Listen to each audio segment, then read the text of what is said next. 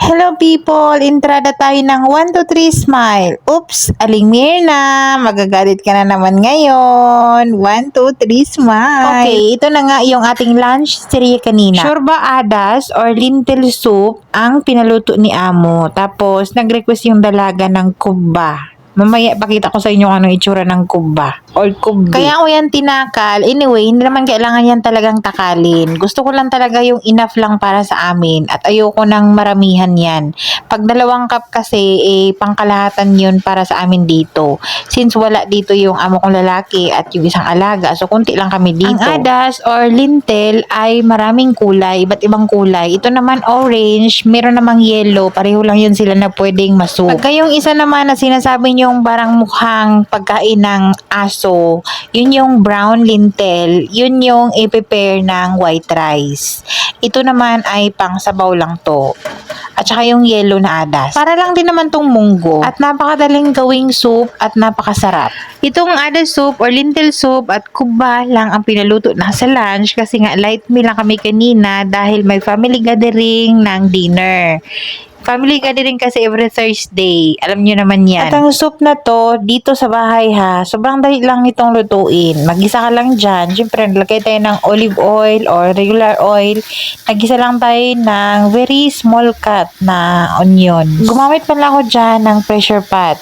Ipipressure lang natin yan ng 10 minutes. Yes, 10 minutes lang talaga yan. Tapos, nilagay ko na yung lintel at naglagay na rin ako ng tubig. At itong bigas na to, any kind of bigas, naglagay lang tayo ng konti, ganyan lang kaliit. Hindi ko alam hanggang ngayon kung ano ang dahilan kung bakit naglagay ng ganyan. Maraming way ang pagluto ng lentil soup or adas soup or shurba adas. Depende yan sa gusto ng mga amo. Ito, 2 way yung soup namin dito na adas.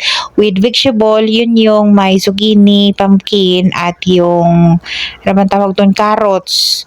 Tapos, i-blend, ganito din yung pagkaluto na meron lang yung gulay. Tapos, i-blend yun.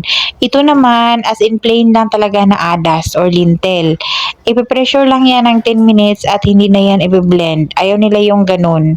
Masyadong smooth. One time kasi, nag-blender ako ng ganun. Ayaw nila, hindi daw nila nagustuhan. So, mas gusto nila yung ganito lang. Meron pa sila ng nguya-nguya. So, sa pangpalasa, nag-add ako dyan ng kamon powder, yung amoy putok. Tapos, naglagay tayo ng asin paminta. At naglagay pala ako dyan ng kurkum or turmeric powder ng konti. Pwede kayong maglagay dyan ng chicken stock or kung ano yung pangpalasa nyo dyan. At sa adas soup, isi-serve yan aside ng fried bread. Arabic bread ang gagamitin natin dyan. Gugupitin lang natin yan ng mga katamtaman lang na cubes. Ipiprito lang natin yan until mag-crispy or golden brown at isi-serve natin yan aside. Tapos lemon. Bali, pagka kakain yan sila ng soup na yan, ilalagay na nila yan top sa soup and then pipigaan nila yan ng lemon. So, ito na yung kubba. Nag-order si Amo kasi nga wala kami yan sa freezer na ubusan. So, ito yung itsura ng kubba. Ito din gusto kong matuto kung paano to gawin. In-order lang to ni Amo tapos ipiprito na lang dito sa bahay. Nakita ko na to siya kung paano ginawa. Parang ano nila yan, tradisyon ng mga babae dito na sila yung gumagawa niyan sa kusina pagka papasok na yung Eid, parang ganun. Masarap yan, pero matrabahong gawin. Ito na yung ating Arabic bread na ginupit-gupit natin. Ipiprito lang natin yan until mag-golden brown. Masarap din tong fried bread na to ha. Malasa din siya. Para siyang kalasa ng stick bread na tagpipiso dati sa atin. Nakakawiling kainin yan, lalo na pag bagong prito at mainit-init pa. At ito din yung pang toppings natin sa fattoush salad. At pati yung fata eggplant, meron tayong fata eggplant na recipe, ito din yun. Sabi ni Amo, maunang kumain yung bunso kasi nga merong appointment para sa dentist at bubunutan siya ng ngipin. Kaya naman dali-dali ako nagprito muna ng 2 kubba at ininit ko niyo yung soup. At meron tayong ka-video call. Say hi to the people. Mag-hi ka muna sa guys. Hello guys! Hello people! LDR yarn. Nalimutan, kumain na siya. Anong pagkain? Anong kinain niya? Si Basma, ang kinain niya, ano nito? Summer stick.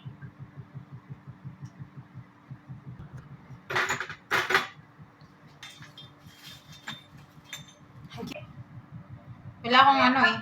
Meron daw, meron ano, At pagkatapos kong sinerve yung para kay Bunso, sinunod kong iprito yung kubba ng iba. Pati pagprito ng kubba na to, talagang kailangan timing. Tamang-tama yung mantika, hindi mainit at hindi din malamig. At ang kulit lang ng kainan namin kanina, hindi kami nagkasabay-sabay. Pagkatapos ang Bunso, kumain yung dalawang alaga, tapos sumunod yung amo ko, tapos sumunod ako. At meron akong pa-surprise kanina sa kanila, sobrang tuwang-tuwa naman talaga sila dahil namimiss nila yung sambusa.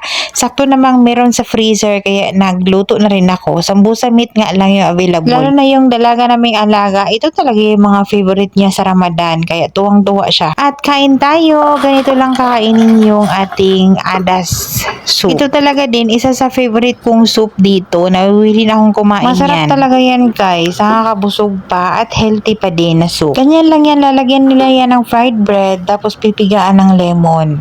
So hindi na kailangan yan ng kanin. Pero yung brown adas, yun yung prepare ng rice. Yun talaga yun, ulam talaga. At yung kubba naman, masarap din yan. Lalo na pagka mainit pa at ganyan lang pagkaprito, hindi masyadong sunog.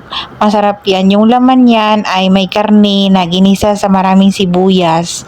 Meron na akong nakita dyang walnuts, pine nuts, at almond nuts nakasama.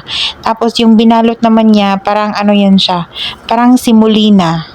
Ano ba yung simulina? Para siyang maliliit na granules na corn, ganon.